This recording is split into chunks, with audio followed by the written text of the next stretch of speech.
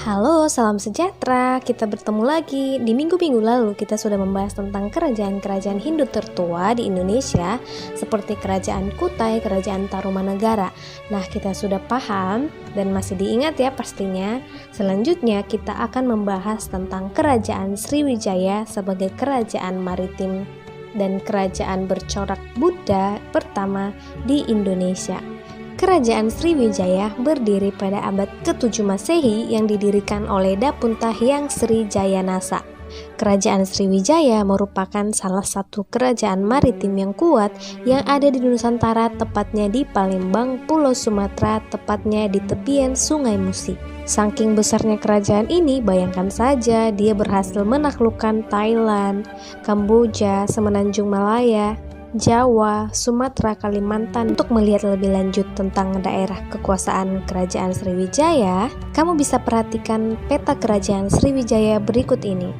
Namun, tahukah kamu sampai saat ini asal-usul dari pendiri Kerajaan Sriwijaya, yakni Dapunta Hyang Sri Jayanasa, masih menjadi misteri, karena tak ada satu peninggalan sejarah pun yang menceritakan tentang asal-usulnya. Untuk mengetahui secara pasti tentang Kerajaan Sriwijaya, ayo kita lihat prasasti peninggalan Kerajaan Sriwijaya berikut ini. Yang pertama adalah Prasasti Kedukan Bukit. Merujuk pada Prasasti Kedukan Bukit, pada tanggal 16 Juni 682 Masehi, Dapunta Hyang Sri Jayanasa melakukan perjalanan suci menaiki perahu bersama 20.000 bala tentaranya dari sebuah tempat bernama Minanga Tamuan. Dalam perjalanan itu, Dapunta Hyang Sri Jayanasa berhasil menaklukkan beberapa wilayah dan membangun sebuah perkampungan yang sekarang disebut dengan Palembang, sebagaimana lokasi prasasti ini ditemukan. Menurut para ahli, Dapunta Sri Jayanasa berasal dari Minanga Tamuan, namun Minanga Tamuan juga tidak diketahui secara pasti di mana letak lokasinya. Sasti Talang Tuo menceritakan tentang pembuatan taman yang bernama Sri Kshetra oleh Dapunta Hyang Sri Jayanasa dengan tujuan didirikannya taman untuk kemakmuran rakyatnya. Prasasti Hujung Langit. Prasasti ini menceritakan tentang penetapan hutan di Hujung Langit sebagai sima supaya dipergunakan untuk pemeliharaan bangunan suci. Prasasti Ligor ditemukan di Thailand yang menceritakan tentang Raja Sriwijaya merupakan raja dari segala raja di dunia yang mendirikan Trisamaya Caitya untuk raja. Prasasti Leiden menceritakan tentang hubungan yang baik antara dinasti Chola dan dinasti Sailendra dari Sriwijaya.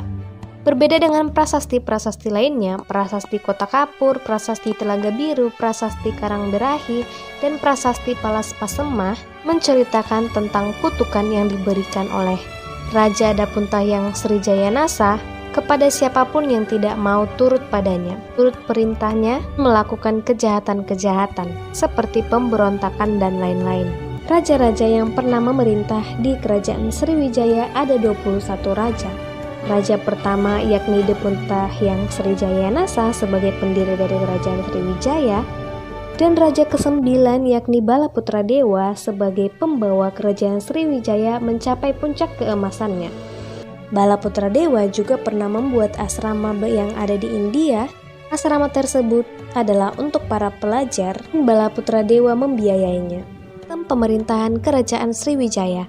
Sebagai kerajaan maritim yang luas, dibutuhkan pengamanan yang ketat untuk menjaga eksistensi kerajaan. Pada masa Kerajaan Sriwijaya, aturan tentang pelanggaran norma-norma sosial telah diatur sebagaimana prasasti-prasasti sebelumnya yang menjelaskan tentang sanksi yang diberikan raja terhadap rakyat jika melanggar aturan, yakni dengan pengutukan. Sistem pemerintahan Kerajaan Sriwijaya dilaksanakan dengan struktural, di mana raja yang memerintah di wilayahnya secara langsung, namun di beberapa daerah yang berhasil ditaklukkan dibuat wakil raja untuk memerintah. Sistem perekonomian Kerajaan Sriwijaya.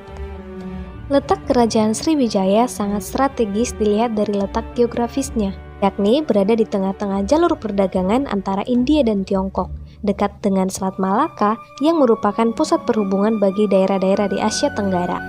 Kerajaan Sriwijaya telah berhasil menguasai kunci jalur perdagangan seperti Selat Sunda, Selat Bangka, Selat Malaka, Laut Jawa. Kemudian Sriwijaya juga mulai menguasai perdagangan nasional dan internasional di kawasan Asia Tenggara.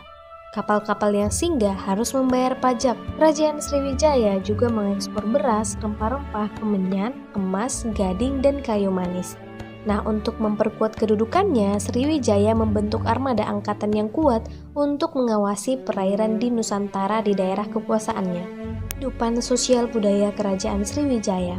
Dengan banyaknya interaksi antara pedagang dan masyarakat sekitar memungkinkan komunikasi yang terjadi semakin terbuka dan baik. Perdagangan internasional ini juga membuat masyarakat menjadi terbuka akan berbagai pengaruh dari budaya asing, khususnya India. Dibuktikan dengan nama-nama adaptasi dari India, adat istiadat, dan agama yakni Hindu-Buddha.